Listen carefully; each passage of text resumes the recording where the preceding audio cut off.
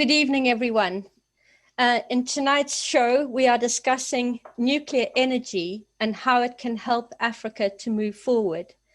Africa has a very high need for electricity. And tonight we will talk about why nuclear energy may be the best option for the alleviation of poverty and for economic development throughout the continent. I'm joined today by my co-host, Dr. David, who will be translating into Swahili for the benefit of our listeners in many countries. And our guest tonight is Dr. Kelvin Kemm. Dr. Kemm, thank you so much for joining us. Pleasure.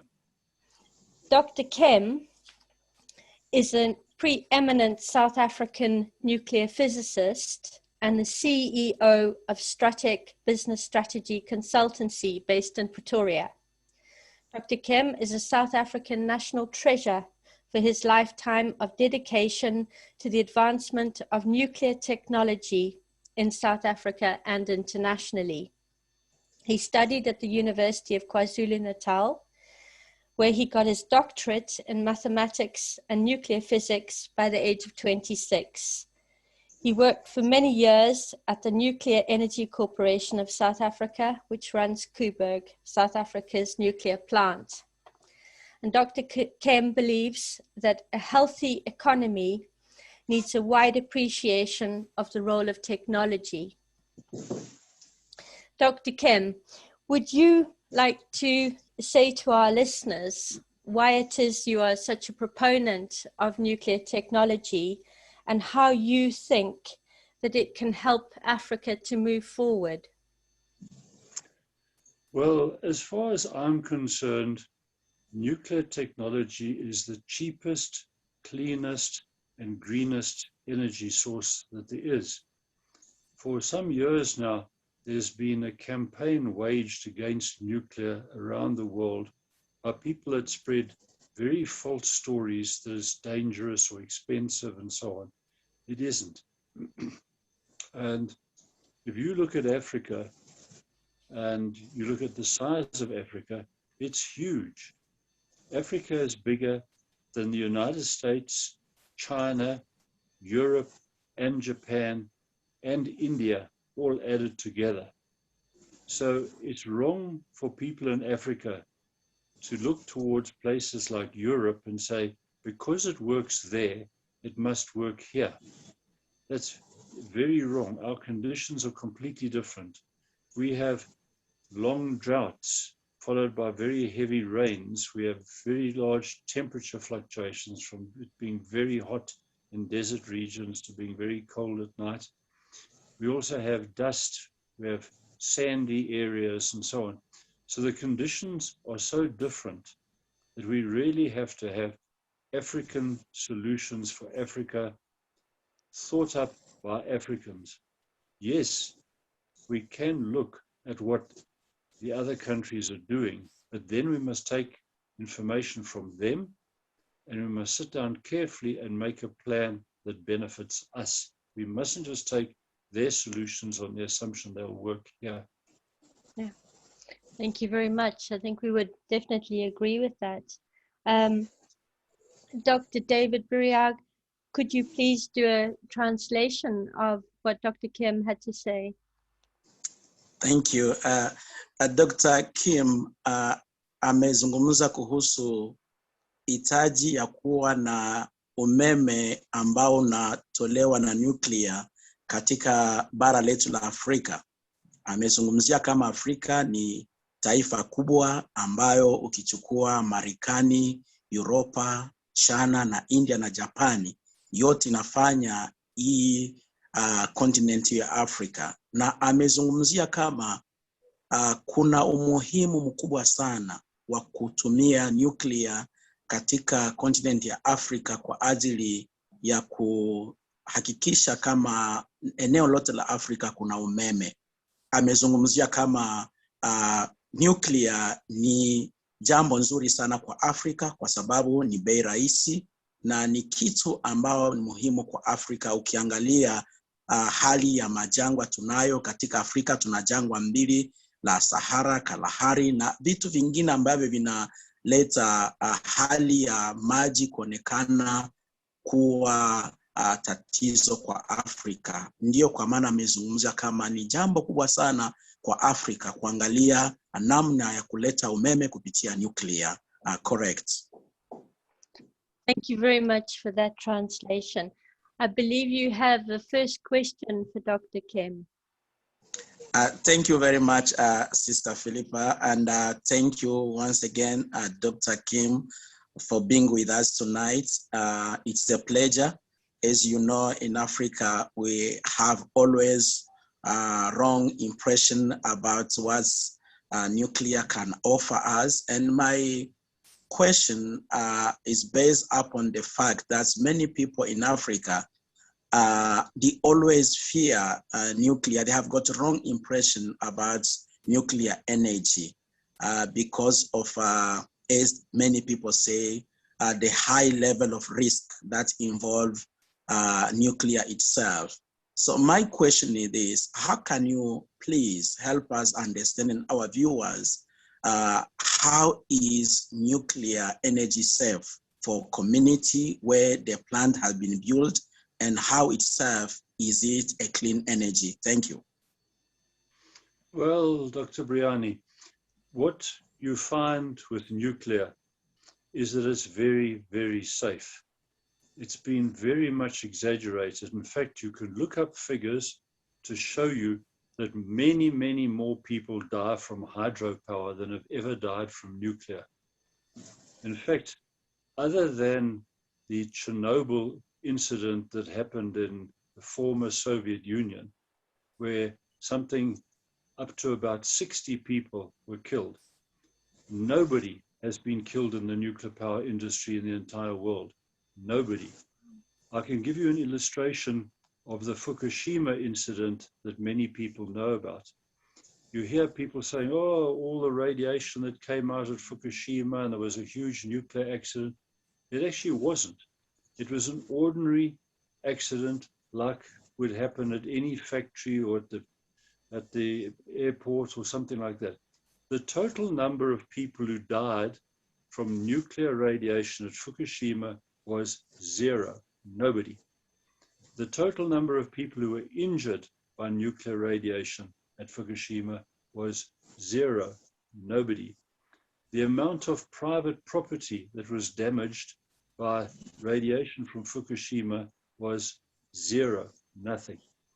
And yet the impression has been gained that there was a huge radiation incident at Fukushima. There wasn't.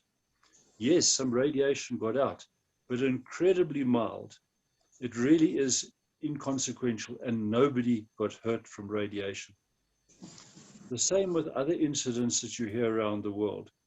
And so there's been this strange anti-nuclear sentiment. And what people have said, the people that are anti-nuclear, they say, but there could be a very big accident. That's true. You know, if you really say, what is the worst thing that could conceivably happen, you can work out what is the worst thing that can happen, and you can say a lot can die. But the same is true with aeroplanes. You could say with aeroplanes, imagine if we have one aeroplane here with 300 people in it, another aeroplane here with another 300 people, they crash head on right over the soccer stadium when they're playing the final for the game. The two aeroplanes collide, crash into the soccer stadium and explode. On the two aeroplanes, there's 300 each. Maybe there's 1,000 people in the soccer stadium or something. Then you can say an aeroplane crash could kill a couple of thousand people. But the probability of two aeroplanes colliding over the soccer stadium during the cup final is so remote that you don't go and ban aeroplanes on the possibility that that may just happen. These nuclear stories that they tell you about the worst of the worst of the worst are the types of things that could just maybe happen in 1 million years. You can't stop that for something like that. A dam on a big hydro plant is much more likely to break and kill thousands of people, which has happened. There have been large dam breaks in history where thousands of people have been killed by water rushing down from a dam. So the fear of nuclear has been very exaggerated. Thank you very much. Nikitafsiria kwenye lugha ya Kiswahili, swala langu ilikuwa kuuliza watu wengi katika taifa letu la Afrika wanahofu kuhusu kufanya umeme kupitia nuclear, na swali langu ilikuwa kwa Dr. Kelvin, ilikuwa kumuuliza namna gani nuclear inaweza kuwa jambo nzuri ambalo halina madhara, na yamefasiria kama kwa uhakika nuclear ni kitu ambacho kiko safe, hakina matatizo makubwa. Alizungumzia kuhusu Chernobyl, alizungumzia kuhusu Japani, Fukushima, na akazungumzia kama kwa ukweli hakukuwa mauaji, ilikuwa ajali kama ajali la kawaida lolote, na akafasiria kwa machache, akazungumzia kama nuclear ni jambo nzuri ambazo halina hasara lolote na ni bora kwa utumizi katika taifa letu la Afrika. Correct. Thank you for the translation. Dr. Kemm, so apart from, as you've said, that hydro it causes far more deaths than nuclear, what would you say are the benefits to African countries of when they have hydro, when they have renewables, solar, wind? What would you say is what puts nuclear up top as a key source of generating electricity? Well, you have to look at the country and the conditions. Let us start with hydro. We hear how beneficial hydro is, but countries in the world that use a lot of hydro successfully are countries like Norway and Sweden.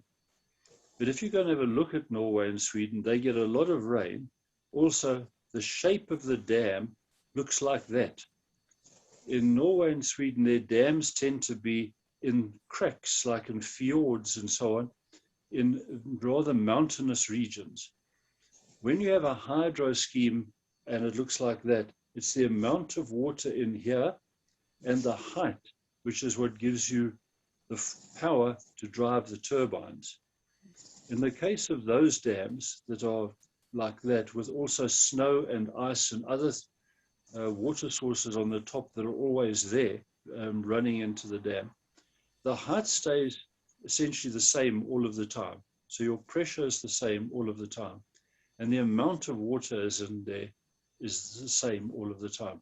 So you know that a hydro scheme in Norway or Sweden is going to give you the electricity all the time, day and night, every month of the year. What do you find when you go to Africa? In Africa, the dams look like this. The dams look like big saucers. In Africa, we have dams that are very wide, but not that deep. Then we get big droughts. The droughts can last 5 years. We all know that Africa can be very dry for 5 years at a time.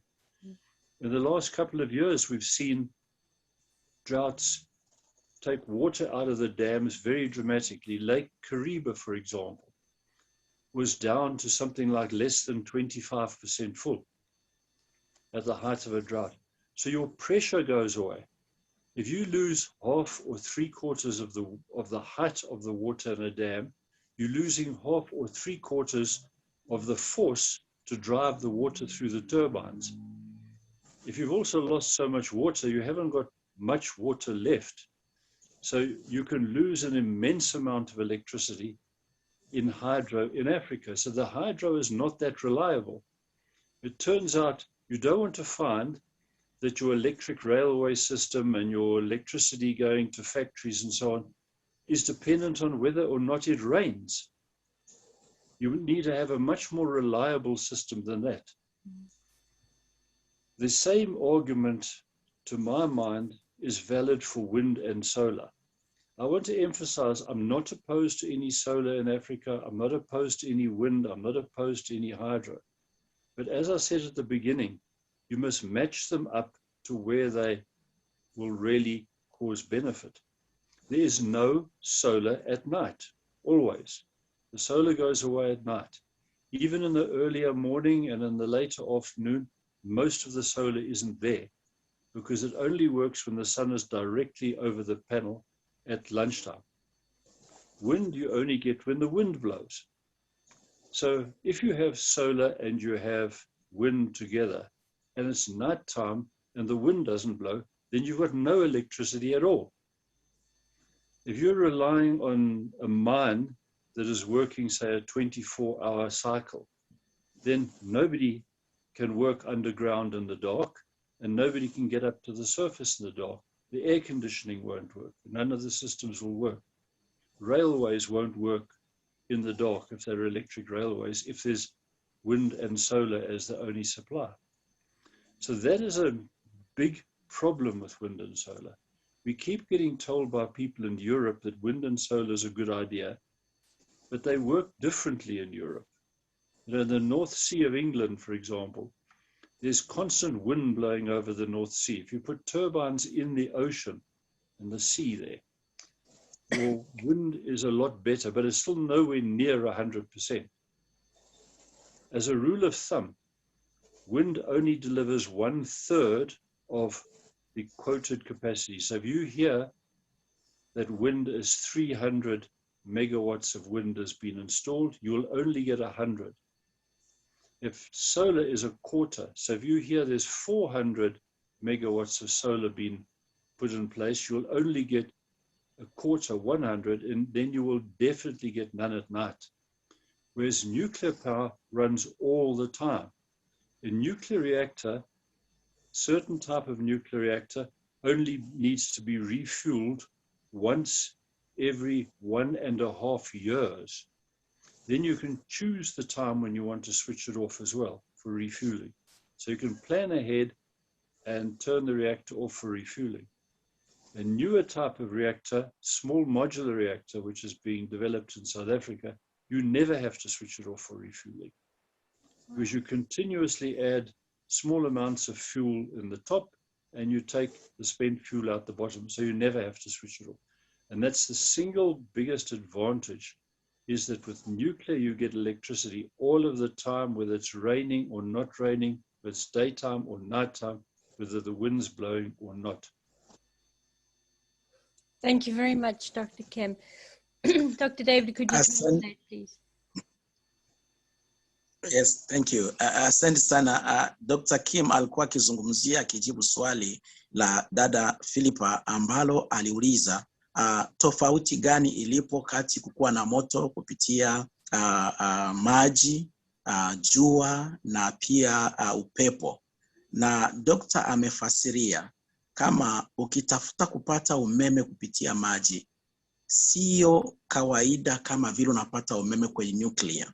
Akasema mfano, ukiangalia nchi ambazo zinakuwa na umeme wa maji ni Norway na ingine nchi alifasiria, akasema kama zile nchi namna wanajenga mabaraje zao ni tofauti na ngisi sisi tunajenga hapa kwa Afrika.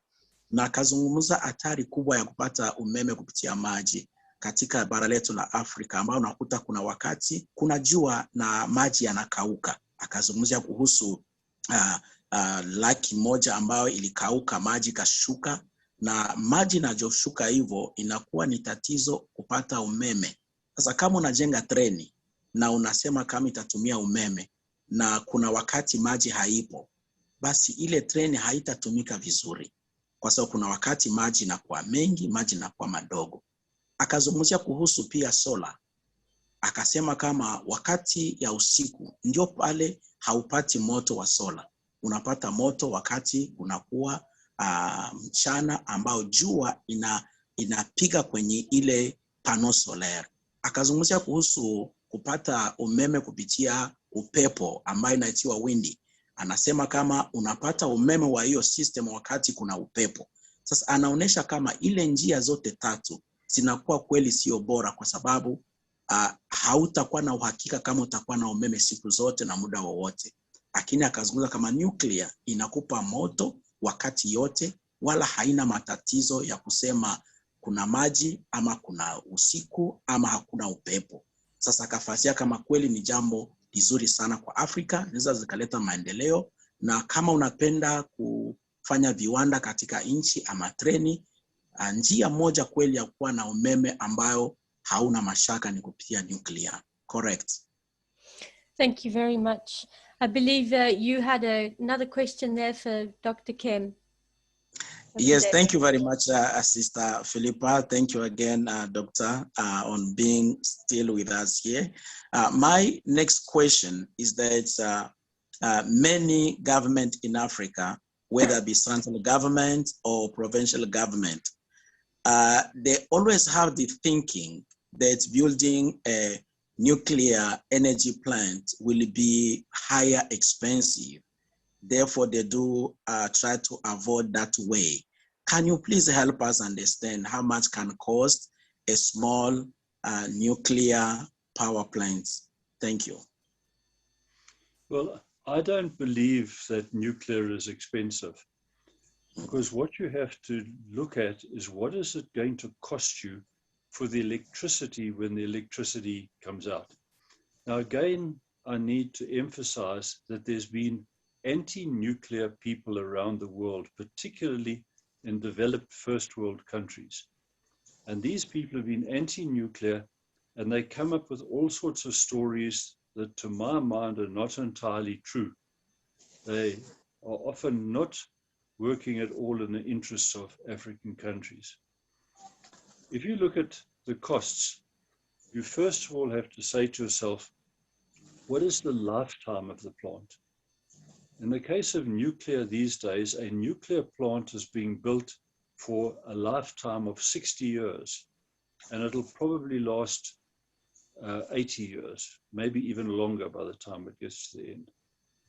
A wind and a solar plant are designed for 20 years, but we don't even know yet whether they will really last that long, because wind and solar being relatively new, there's only a few of the earlier systems of wind that are reaching near 20 years now. So you're taking a gamble that the wind and solar might not even last 20 years. So in fact, you need 3 separate wind systems sequentially to equal the lifetime of one nuclear reactor. Now, I want to make a comparison. You can either buy a house or you can rent a house. And if somebody says to you, you can rent a house for 8,000, for example, or you can buy a house, you have a look, what is the difference? If you rent a house, you pay the 8,000, whatever currency you like, every month forever. And in fact, it's likely to go up, your rent. If you buy a house, what will happen is you go and get a loan from a bank, you put the money down, you buy the house, you own the house, and then you pay off the loan. You might be paying the loan off at, say, 10,000 in the beginning, but the 10,000 will continue to drop down slightly and then will finish. And at some stage, your house is fully paid for, and then you live in the house forever after that for free. You pay your municipal rates or something, but you no longer have to pay for the house. Now, when you have something like wind and solar, which you can put up quickly, you then pay every month forever. If you build a nuclear plant, there's an upfront capital cost. It's like buying the house. You decide on the amount of money, then you start to pay it off. In South Africa, we have the only nuclear power plant in Africa, and it's also the most southerly nuclear power plant in the world. That has been fully paid for a few years ago now. It's nearly 40 years old, and it's still going to go for a good number of 20 years or more from now on. That nuclear power in South Africa is currently South Africa's cheapest electricity. We've paid for the building, we've paid for the plant. This will carry on for another 20 years being South Africa's cheapest electricity, and in principle it'll get cheaper and cheaper because it's not going up anymore. So that's incredibly important to look at what is the life cycle involved. But in any event, nuclear is not that expensive. It's been very much exaggerated. People have taken inaccurate interest rates, and they've taken all sorts of inaccurate building costs to try and prove this. Now in South Africa, we have put in quite a lot of solar and wind over the last few years, I think largely because of political pressure. It has cost around about 250 billion rand, which is the same amount of money as a large nuclear power station would have cost. Now, we were planning to start building, would you like me to carry on later, or shall I finish with your translation? I don't know if you're able to. No, you can carry on. We were planning to start then a large nuclear power station of 3,500 megawatts, and it would have cost about 250 billion. We've spent that money now on wind and solar. We haven't got the reliability, we haven't got anywhere near the amount of electricity we would have had. Had we started building in 2008, by about 2015 or so, we would have had the plant running. We would have had it running for half a dozen years already. We never built it because people got scared. Now, the current Minister of Energy, Gwedi Mantashe, is going back to nuclear. So now it's back on the cards.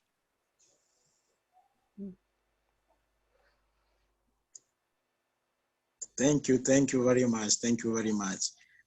Nikifasiria kidogo kuhusu swali tuliuliza kama nchi nyingi za Afrika, iwe ni serikali za kitaifa ama za kijimbo, wanakuwa na oga wakiwazia kama nuclear inakuwa ni kitu cha bei kubwa sana.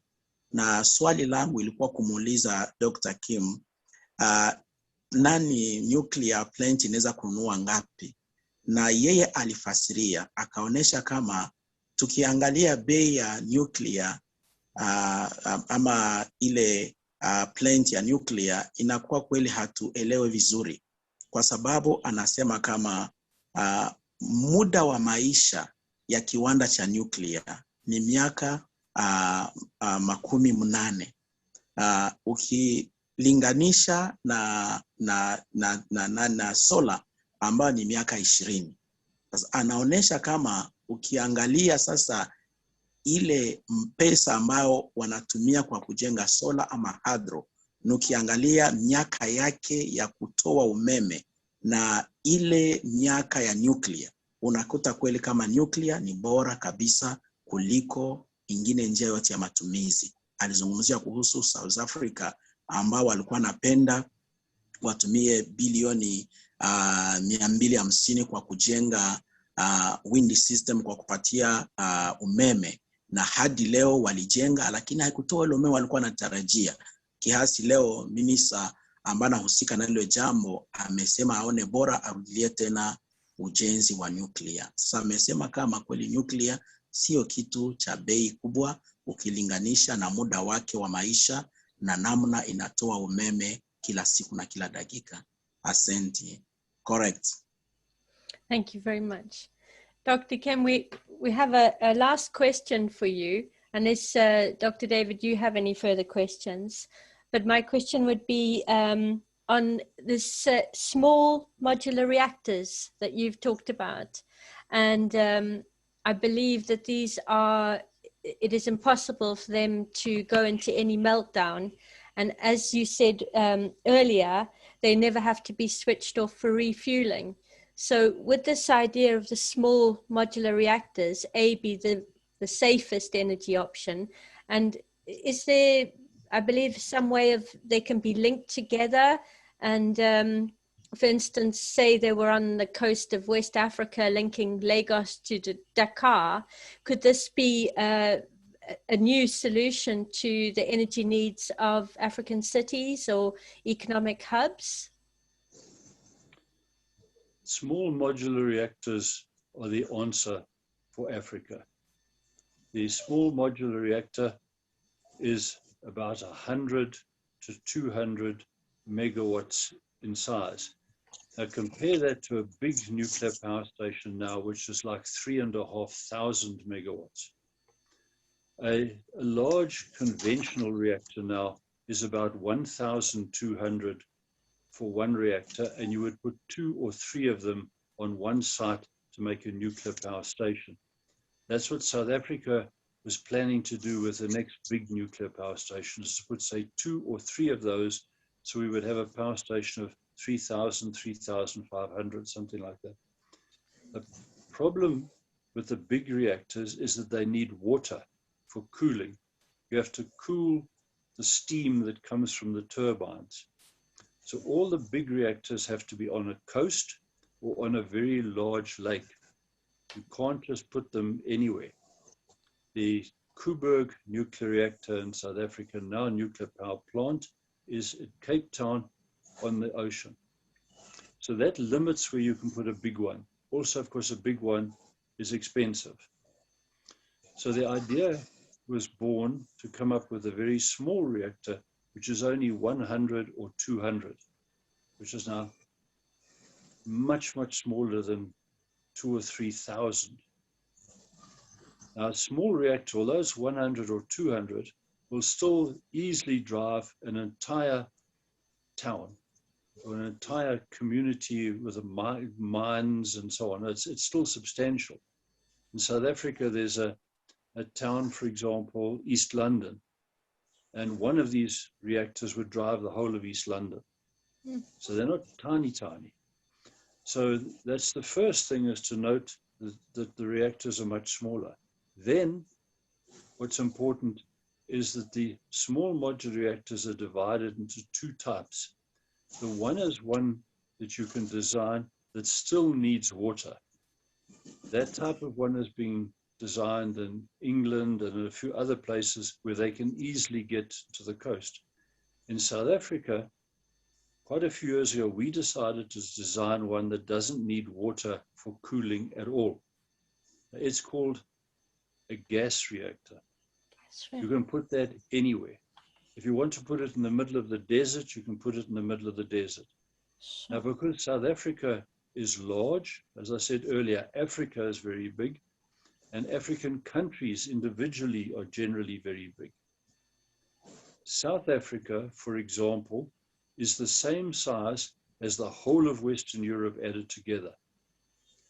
I'm in Pretoria right now, which is the capital of South Africa, but the distance from Pretoria to Cape Town, which is at the bottom of South Africa, is the same distance as Rome to London.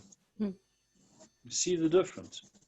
So if we want to build a small nuclear reactor inland, it can be hundreds of kilometers to a large water source. If you look at countries like Zambia, you look at countries like the DRC, you look at Ethiopia, you look at Botswana, you look at Kenya. Those are huge countries in comparison to European countries. So the thinking is completely different. With a small modular reactor you can put anywhere. It then means your power lines can be very short. Right. Another big disadvantage of hydropower in Africa is you have to go to where the water is. You have to go to a place where you can dam it, or where there's a big river or something like that. And often where the water is can be hundreds of kilometers away from where the town is, where you need the electricity. So then you're at the cost of those long power lines.